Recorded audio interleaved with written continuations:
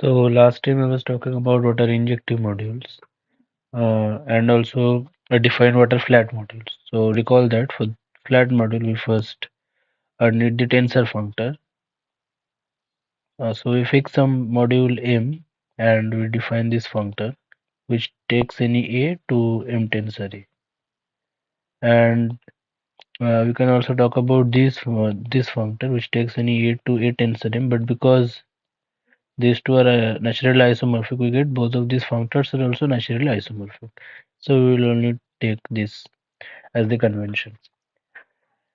So okay, so first we'll show that this tensor functor is right exact. Tensor is right exact, meaning that if you have a short exact sequence of this form 0 to A to B to C to 0, then upon tensoring with M, you get M tensor A to M tensor B to M tensor C to 0.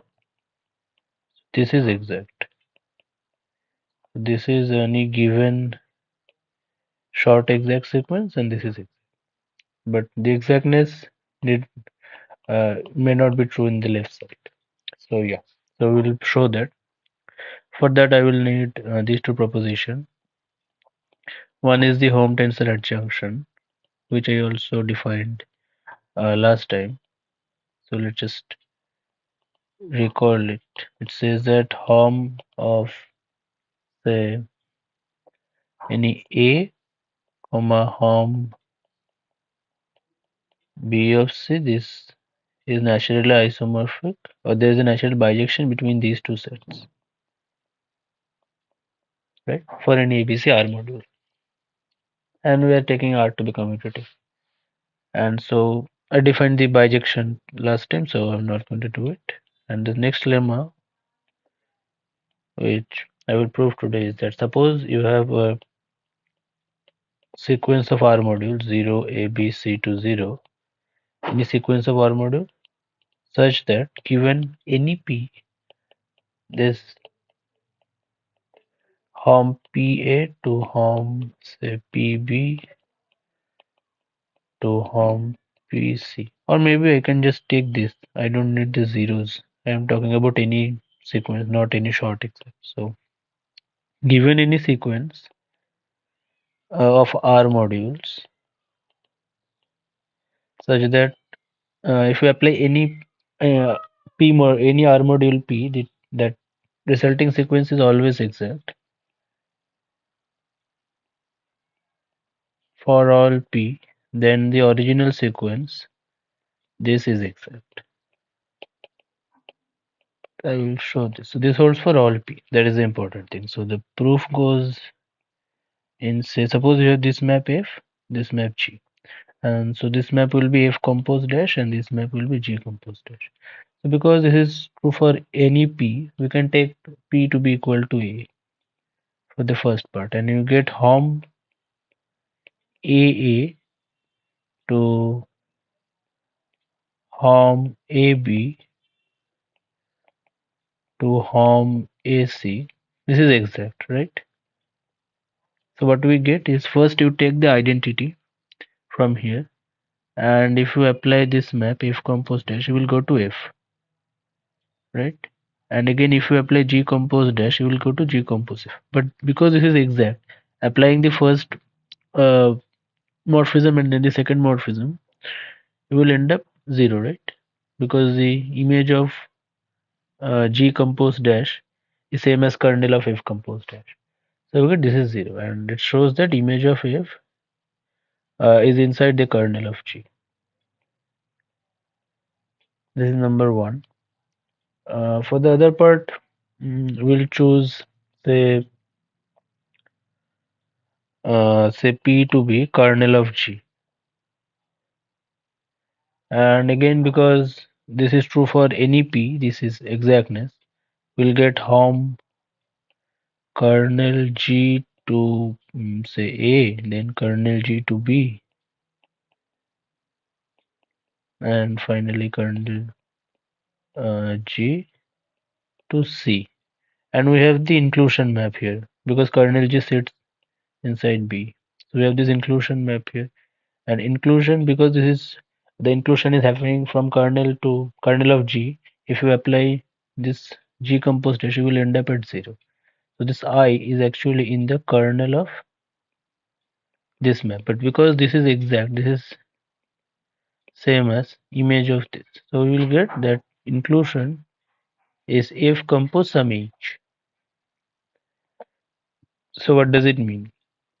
It means that if you take any say x from the kernel of G,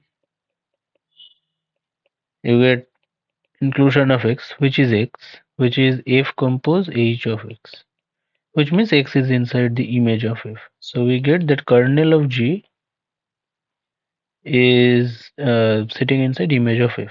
And now from 1 and 2, we get that image of f is same as kernel of G, which shows that the original sequence was indeed exact. So yeah, we will need these two lemma. And now let us prove the main result. So we will show the tensor is right exact. So for that we start with any short exact sequence. Any short exact sequence, and we show that m tensor A to m tensor B to m tensor C to this is exact, right? And so by the previous lemma, it is uh, enough to show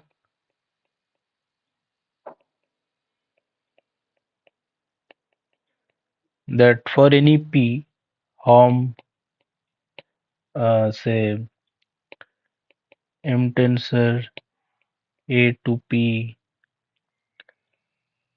and because we are applying the hom dash comma p, it will switch the arrows, but that doesn't matter. From the previous lemma, we can apply the lemma similarly.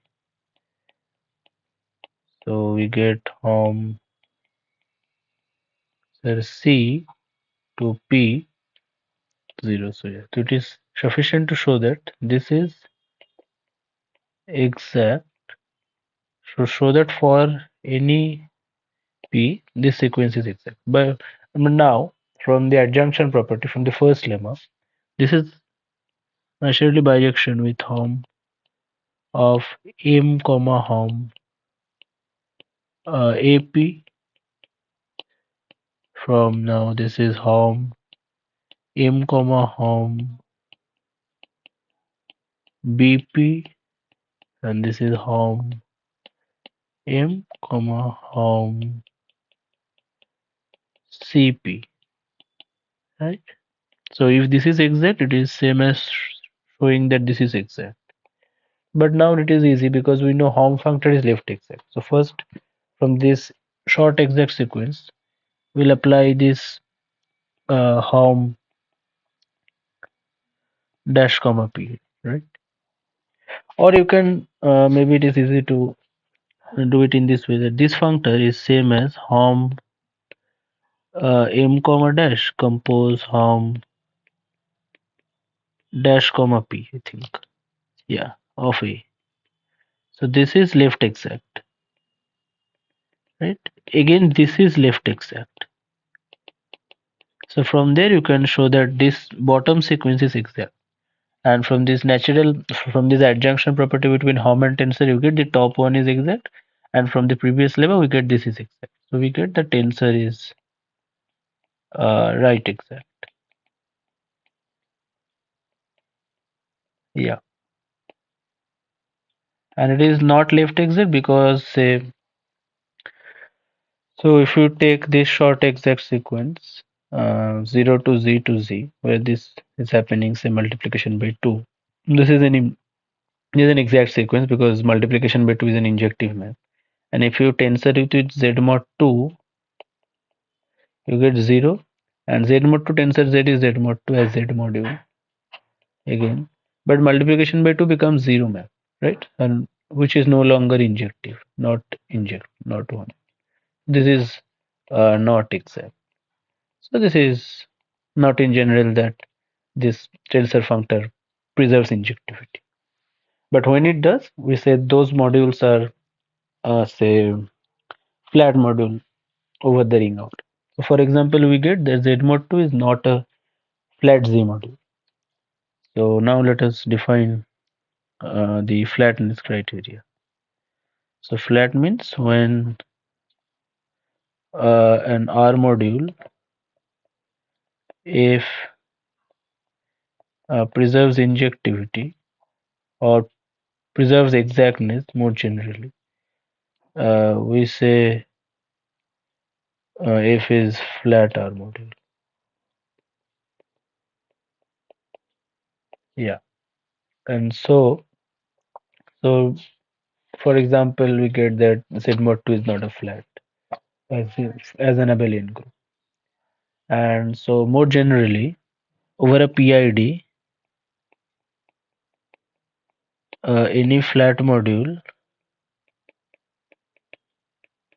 is same as any torsion-free module.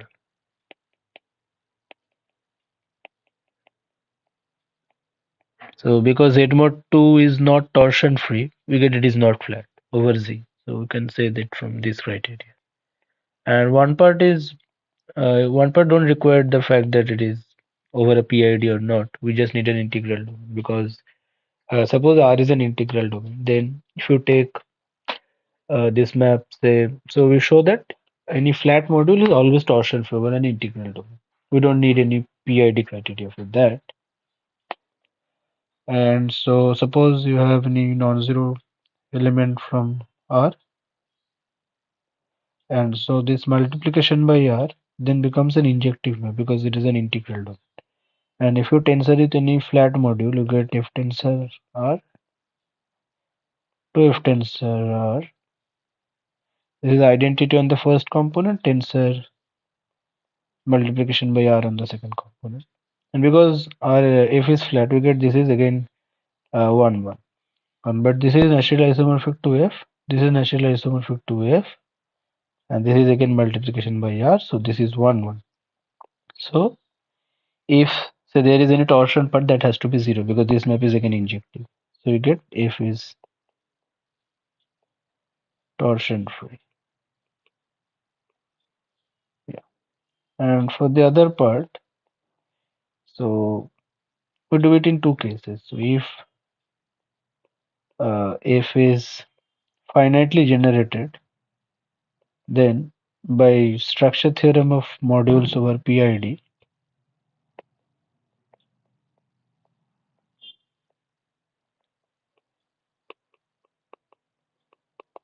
we get that F is some copies of R plus some torsion part, right? But because there is no torsion part, this becomes 0.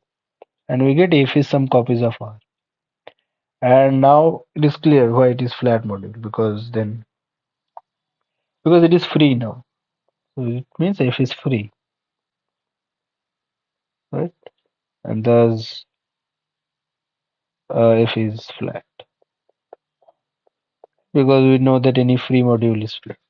And this proof is really easy because what do? You start with any injective map, F from A to B, you tensor it with F, but F is just some copies of R, which means this is just A tensor, some copies of R, this is 0, this is B tensor, some copies of R, but this is same as because the tensor product distributes over the direct sum and all, you get that this is same as A tensor R of power R, this is B tensor R power small r, but this is again A power R, this is B power R because B tensor R is same as B, and we get that this what is this map? It's just happening F component wise, right?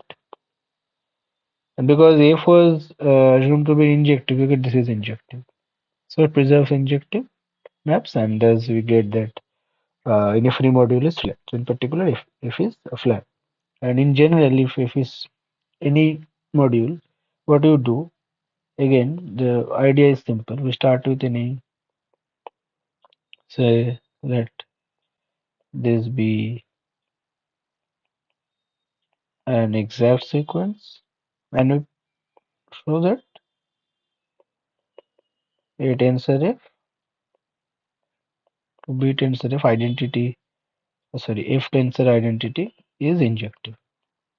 This is what we need to show. And so we pick any element from the kernel of if tensor identity. And so let's just call this map G. So, uh, sorry, let's just call this map G. So then X will be then some, because A tensor F is generated by the simple tensors, you get some AI tensor F. And this sum is finite. So now what we can do, because we have already proved the result for finitely generated uh, for finitely generated R modules, we can take the submodule of A tensor F generated by only these components. And there are finitely many such FI, so that will be finitely generated module. Right. So again, you can apply the structure theorem for the finitely generated part and show that this is indeed zero. So what we did is basically because we have the result for finitely generated models, we somehow like restricted ourselves to the only the second component of this element f of this element x, sorry. And we take the submodule of f generated by these fi's, and there are finitely many such. Let's call them ki. So yeah, and because this is finitely generated, we get x is zero inside this, right? Because x belongs to this, and x is zero, so it is zero inside the bigger module f as well. And thus we get that x is zero, meaning that it preserves injectivity, showing that it is uh, indeed a flat module. Yeah, so that is the criteria. So we get the criteria that over any PID it is same as talking about flat models as talking about torsion-free modules. Yeah. So now, so here showed that any free module is flat, right? Inside the first part. So more generally, if you take any projective module, so say if P is projective, so we get a complement Q such that it is isomorphic to some free module, right? And free modules are flat, that we know. So given any injective map, we can tensor it with F, and we still have the injectivity because F is flat. But now because F is isomorphic to P direct sum Q, we get that this is this direct sum this. And also this is B tensor P direct sum B tensor Q. Right? And so component wise, we get that this is indeed a injective because the entire map was injective, so component wise has to be injective. So hence we get that P is flat. So what we got that any projective module is flat. And also we know that any free module is projective. So indeed any free is projective and any projective is flat. And now then last time I think I also showed an example that if you take the Z mod 2 as Z mod 2 direct sum Z mod 3 module, then because Z mod 2 appears as a direct summand as free Z mod 2 direct sum Z mod 3 module, which is Z mod 2 direct sum Z mod 3 itself because it is generated by just one, we get it is not free as this module Z mod 2 direct sum Z mod 3, but it is a projective module. So this inclusion is proper. And also now I am claiming that this inclusion is also proper. So meaning that not all flat modules are projective. One such example is our familiar ring of rational numbers Q. So Q as Z module is torsion free. Hence it is flat because there is a PID, of course. So this is flat. But this is not projective. Why? Because maybe you can do it in this way. Say, if it were projective, then it would appear as a direct summand of some free Z module, right? And so for each n in say integer, you get nf is isomorphic to nq, but q is divisible, so nq is again same as q. Direct some ln. This holds for every n. So if you intersect this, you're still left with the intersection of q direct sum ln. But now maybe as an exercise you can show that this is zero. If you take intersection of over all n, you get this is zero. You can take this as an exercise. This is an exercise. But there is a contradiction because the right hand side always has a q in it. So q sits inside the right hand side. But this is zero, so it's a contradiction. So q is not projective as an abelian group or Z model. So we get this inclusion is also proper. Yeah. So I will stop with this video, and next time I will talk about some more properties of projective and injective models and how projective models behave over tensor products and